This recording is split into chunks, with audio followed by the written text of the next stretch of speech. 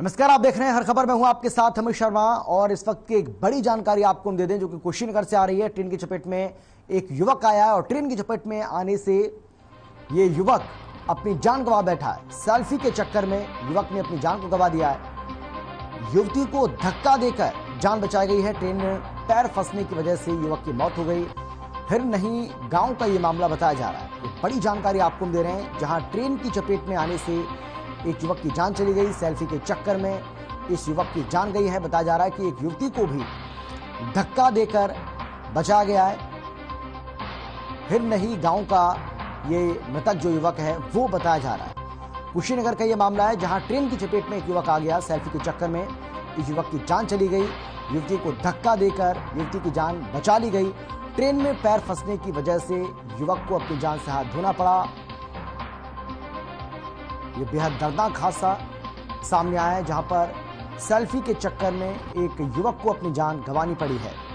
अक्सर लोग सेल्फी लेते हैं और ये देखा जाता है कि सेल्फी लेने के चक्कर में आत्मघाती कदम भी लोग उठाते हैं और कुछ ऐसा ही यहां पर देखने को मिला है। किस तरीके से ये जोखिम भरी सेल्फी यहां पर लेने की कोशिश की गई और उसका नतीजा अब हम सबके सामने है।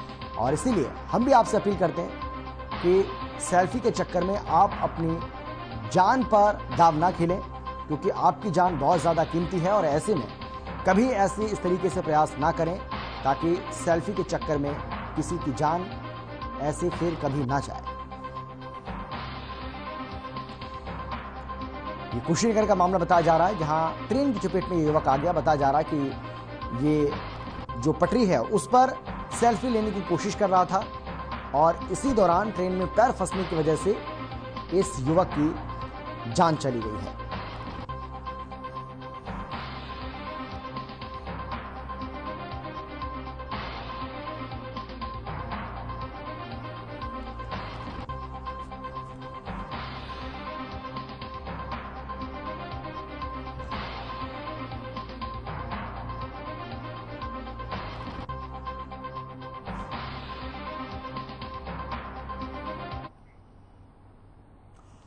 और चलिए एक और बड़ी जानकारी आपको दे दें जो कि हमीरपुर से आ रही है। हमीरपुर में हर खबर की खबर का जबरदस्त असर देखने को मिला है। अस्पताल की लापरवाही पर डिप्टी सीएम ने संज्ञान लिया है और भर्ती होने के लिए गर्भवती महिला भटक रही थी। महिला को तत्काल अस्पताल में भर्ती करने के आदेश जारी किए गए हैं। खबर दिखाए जाने के बाद इसका असर देखने को मिला है।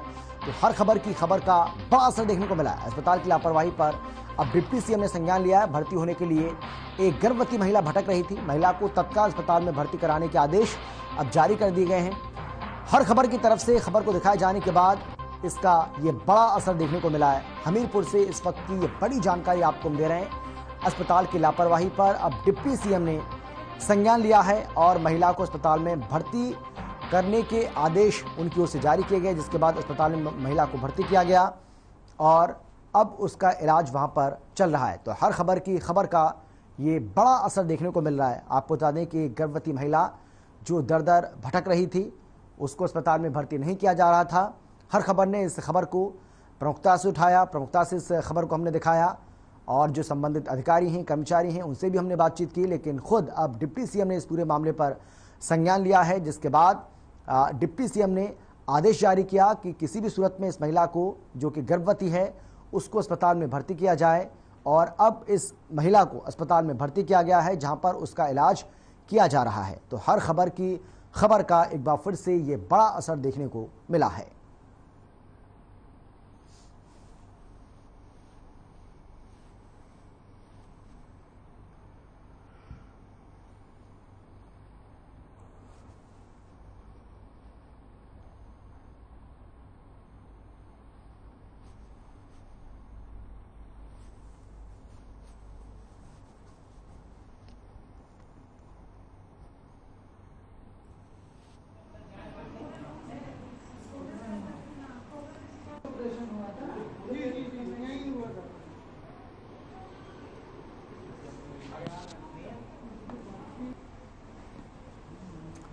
तो हमीरपुर में हर खबर की खबर का ये जबरदस्त असर हुआ है, जहां पर आपको बता दें कि एक गर्भवती महिला जो दर दर भटक रही थी उसको अस्पताल में एडमिशन नहीं मिल रहा था।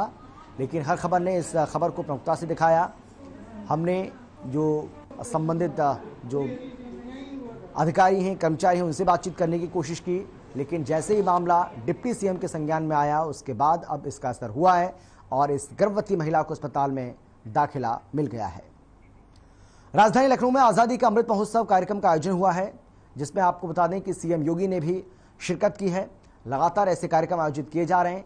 सीएम ने इस दौरान कहा है कि देश वही है, लेकिन आज हम देख रहे हैं कि नेतृत्व बदलने से देश के हर नागरिक के मन में कैसे नया विश्वास पैदा हुआ है और सरकार कैसे संवेदनशील होकर बिना भेदभाव के योजनाओं को समाज के हर तबके तक पहुंचाने का काम कर रही है। सीएम योगी ने कहा कि विद्या भारती राष्ट्रीयता से ओतप्रोत संस्कारवान पीढ़ी तैयार कर रही है। वहीं वर्तमान में अमृत वर्ष के अभियान के साथ जुड़कर अमर बलिदानियों को सम्मान भी दे रही है।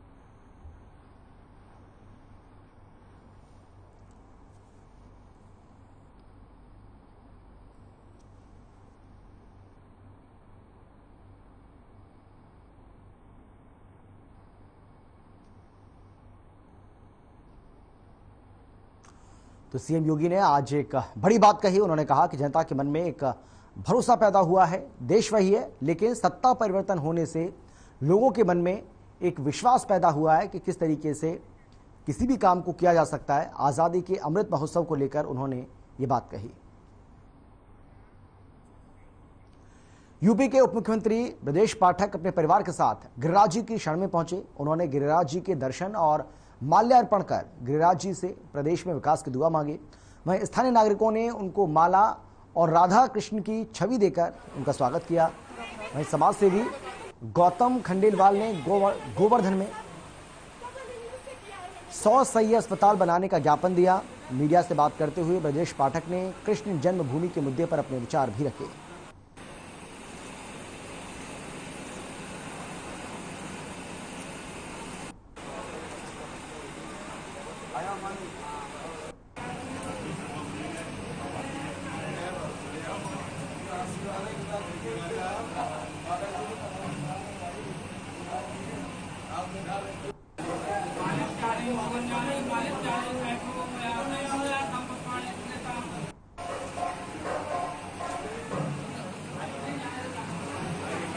उत्तर प्रदेश के सभी लोगों के घरों में खुशहाली और सबको स्वस्थ रहने के लिए उत्तर प्रदेश के बहुत तेजी के साथ विकास के लिए हमने प्रार्थना किया है और प्रभु आशीर्वाद देकर के उत्तर प्रदेश को तेजी से के साथ आगे बढ़ाने वाले हैं। सर, मथुरा में इस वक्त जन्मभूमि का मुद्दा काफी जोरों पर है, क्या कहना चाहेंगे इसके बारे में? जो भी माननीय न्यायालय निर्णय देगा, क्योंकि मामला न्यायालय में विचाराधीन है, हम लोग उसका अनुपालन करेंगे। सरकार का क्या रोल रहेगा सर उसमें? देखिए, सरकार का रोल ये है कि हम ठीक से मामले की पैरवी करेंगे और कहीं कोई शांति व्यवस्था के लिए गड़बड़ी न हो, उसका हम ध्यान रखेंगे और ये भी ध्यान रखेंगे कि कहीं कोई भी व्यक्ति कानून को तोड़ने न पाए।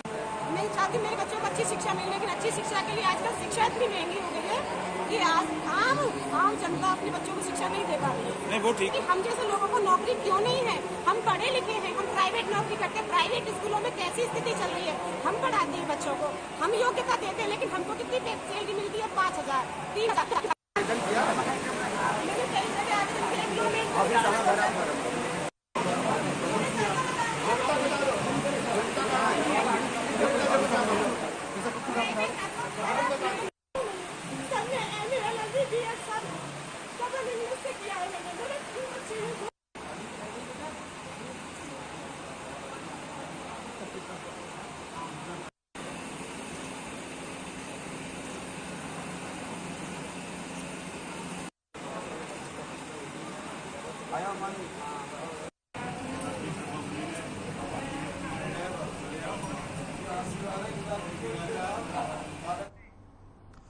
ज्ञानवापी मस्जिद में शिवलिंग मिलने का दावा अब राजनीतिक रंग लेता नजर आ रहा है। उसी कड़ी में समाजवादी पार्टी के अध्यक्ष अखिलेश यादव ने इसे लेकर एक विवादित बयान दिया है, जिसको लेकर बखेड़ा खड़ा हो गया है और इसकी वजह से वो एक बार फिर से सोशल मीडिया पर जमकर ट्रोल भी हो रहे हैं। अखिलेश ने ज्ञानवापी मामले को स्मोक स्क्रीन बताते हुए कहा है कि बीजेपी ने अपने उद्योगपतियों को लाभ पहुंचाने के लिए जानबूझकर इस मुद्दे को उठाया है।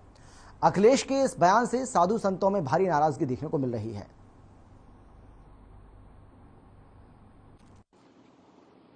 हम सपा नेता अखिलेश यादव के मंदिरों को दिए गए बयान की घोर निंदा एवं विरोध करते हैं।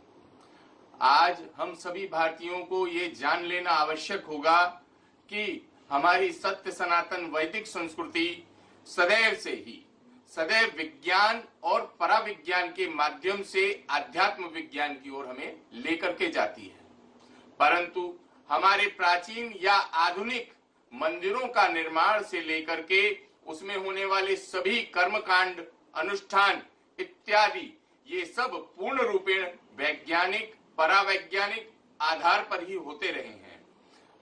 प्राचीन स्थापत्य कला, वास्तु विज्ञान, प्रकृति विज्ञान के आधार पर ही ये सारे निर्माण मंदिरों के हमारे यहाँ हुए हैं, परंतु आज हमारे देश में ये विडंबना है कि एक ओर तो हमारे यहाँ मोदी और योगी जैसे धर्म योद्धा नेता हैं जो हमारे भारतवर्ष को एक नई दिशा में, नई ऊंचाइयों की तरफ, विश्व गुरु बनने की तरफ अग्रसर कर रहे हैं।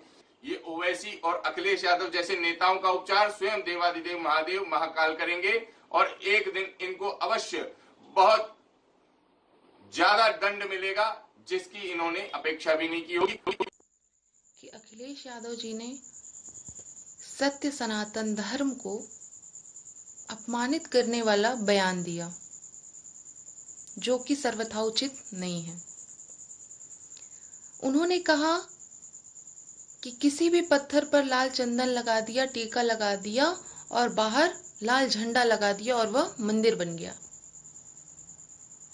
अगर यदि ऐसा होता तो भारत में अनेकानेक मंदिर हैं जहां पर करोड़ों की संख्या में श्रद्धालु जाते हैं और अपनी आस्था प्रकट करते हैं। अगर उन मंदिरों में सच्चाई नहीं होती तो करोड़ों लोग क्यों जाते, अपनी आस्था प्रकट करते। और आप यदि भूल गए हो अखिलेश यादव जी, तो आपको याद दिला दूं कि चुनाव के समय पर आप भी कई मंदिरों में जाते हैं और नतमस्तक होते हैं। यह विवादित बयान दिया जो सर्वथा गलत है। आपसे यही निवेदन है कि आप भी इसी सत्य सनातन धर्म का हिस्सा हैं, तो अपने धर्म का इस तरह अपमान ना करें। जय श्री राम। कि अत्यंत दुखद घटना है कि हमारे हिंदुत्व के साथ, हमारे धर्म के साथ हमारे धर्म का अपमान किया जा रहा है, हमारे धर्म को ठेस पहुंचाया जा रहा है। ये राजनेता बड़बोले होते हैं। ये राजनेता कहते हैं कि पाषाण में सिंदूर लगाने से उन्हें भगवान मान लिया जाता है। हमारे परमात्मा को जरूरत नहीं है, हमारे हिंदुत्व को जरूरत नहीं है कि हम पाषाण में सिंदूर लगाएं और उन्हें भगवान माने। हमारे परमात्मा ने धर्मो रक्षति रक्षता, धर्म की रक्षा के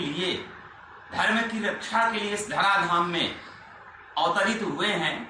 हमें जरूरत नहीं किसी पाषाण में लगा ले। हम राजनेताओं को कहना चाहते हैं, ध्यान दें कि हमारे हिंदुत्व के साथ वो खिलवाड़ ना करें। नहीं हिंदुत्व जागृत होगा तो फिर सर्व विनाश ही होगा।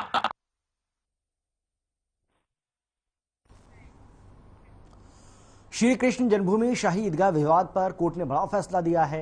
कोर्ट ने जमीन विवाद पर सुनवाई की अर्जी को स्वीकार कर लिया। अब इस विवाद पर निचली अदालत में केस चलेगा।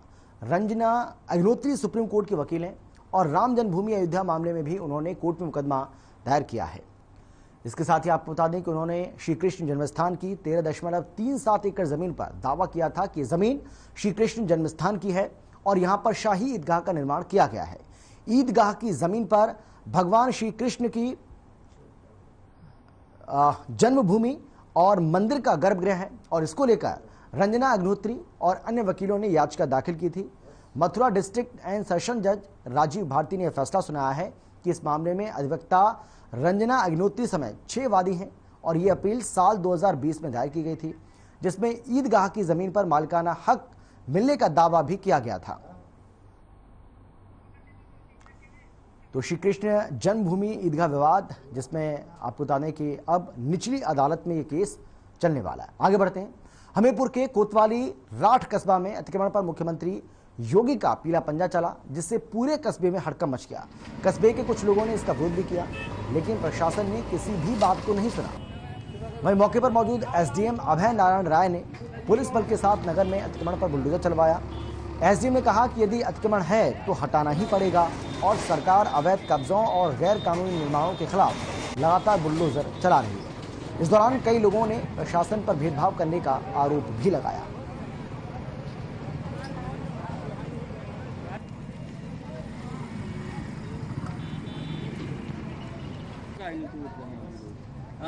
फोटो बना पहला सुन तो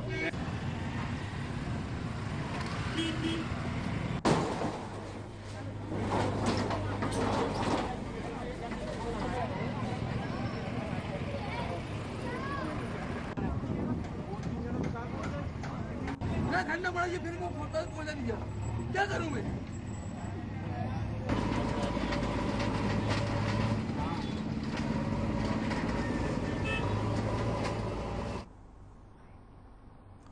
कुशीनगर जिले के कसया थाना क्षेत्र के कुलकुला मेला जंगल में आकाशीय बिजली गिरने से एक युवक की मौत हो गई, जबकि 2 लोग गंभीर रूप से झुलस गए। मृतक अजीमुद्दीन देवरिया जिले के सिसवा मुड़ी कटवा का रहने वाला था, जो अपने 13 साल के भतीजे असगर के साथ गन्ने की सिंचाई कर रहा था। तभी दोपहर बाद अचानक मौसम का मिजाज बदला और तेज आंधी के साथ बरसात होने लगी। बारिश से बचने के लिए अजीमुद्दीन और असगर एक बरामदे के पेड़ के नीचे चले गए। बरगद का एक पेड़ था, उसके नीचे चले गए और बताया जा रहा है कि जयश्री राजभर भी बारिश से बचने के लिए पेड़ के नीचे आ गया। तभी पेड़ पर आकाशीय बिजली गिरी, जिससे तीनों लोग उसकी चपेट में आ गए, जिसके बाद देवरिया जिले के तरकुलवा सीएससी के डॉक्टरों ने अजमुद्दीन को मृत घोषित कर दिया।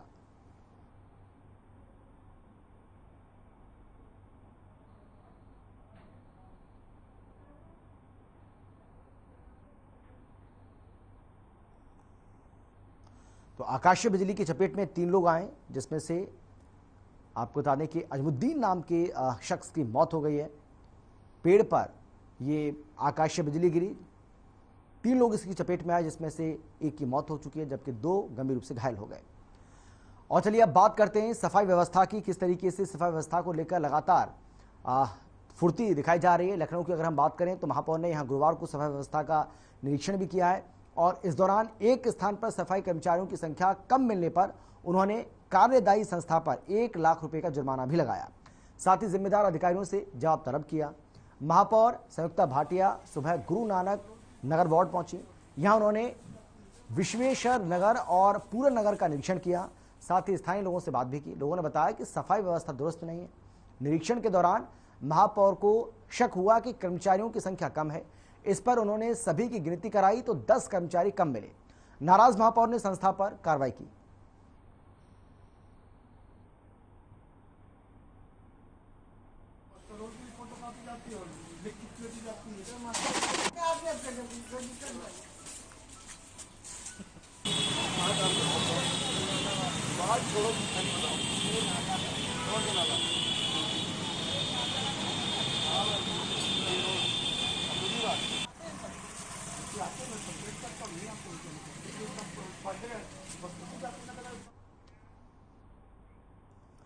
एक तरफ योगी सरकार पर्यावरण को बचाने का दावा कर रही है और इसको लेकर बढ़ावा भी दे रही है, तो दूसरी तरफ वन माफिया हरे पेड़ों पर आरी चला रहे हैं। आरोप यह है कि लकड़ी माफिया और वन विभाग के कुछ कर्मचारियों की सांठगांठ से हरे पेड़ों की कटान जारी है और इसका नजारा गांव में भी देखा जा सकता है, जहां आम की लकड़ी पड़ी है और कटान खुलेआम हो रहा है। मोहनलालगंज तहसील और थाना क्षेत्र के जबरौली गांव में खुले आम कटान माफिया पेड़ों का काट रहे हैं। ग्रामीण क्षेत्रों में सड़कों के किनारे लगे हरे पेड़ों की कटान लगातार हो रही है।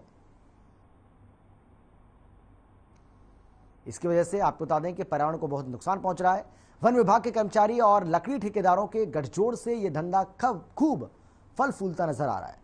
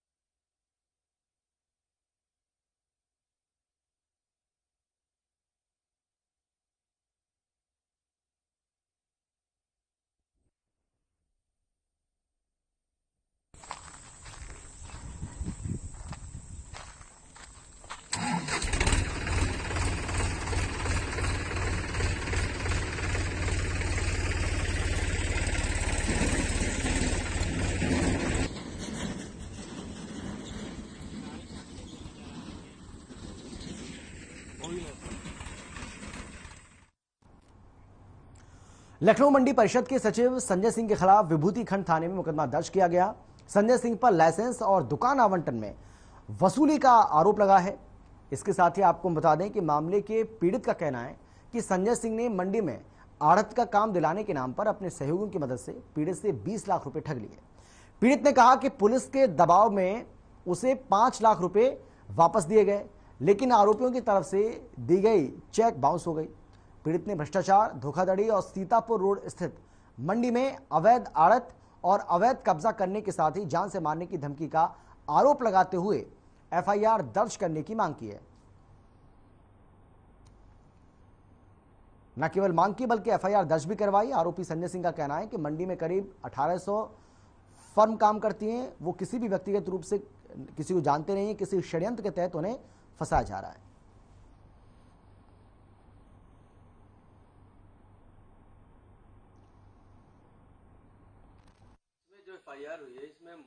ऐसा है कि आज मुझे मीडिया के थ्रू पता चला कि मेरे खिलाफ एफआईआर दर्ज हुई है।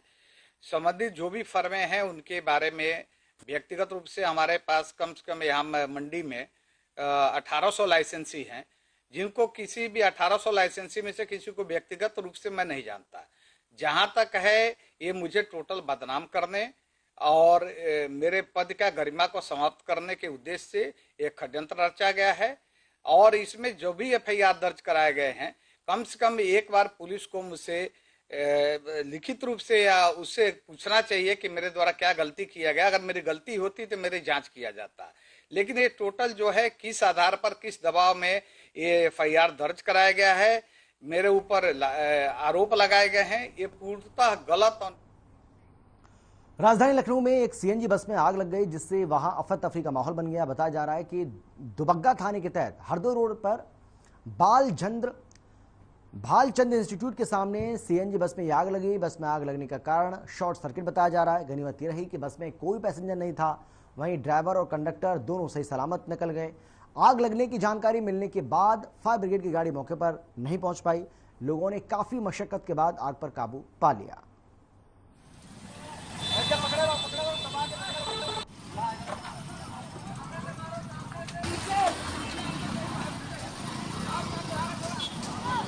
इधर से मार आगे से।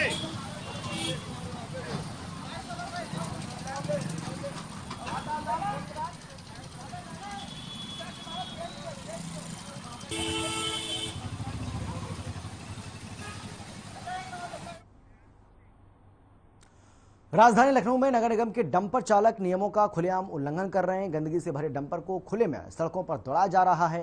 साथ ही जनमानस के स्वास्थ्य के साथ खिलवाड़ भी हो रहा है। आपको बता दें कि डंपर चालक कोनेश्वर चौराहे पर देर रात गंदगी और बदबूदार कूड़े से भरा डंपर बिना तिरपाल ढके लेकर जा रहा था। चालक ने तिरपाल से कूड़े को ढकने की जरूरत नहीं समझी।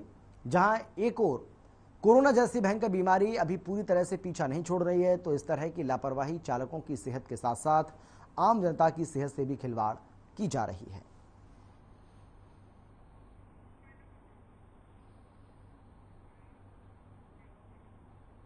और फिलहाल इतना ही। छोटे से ब्रेक के बाद फौरन लौट रहे हैं। आप देखते रहिए हर खबर।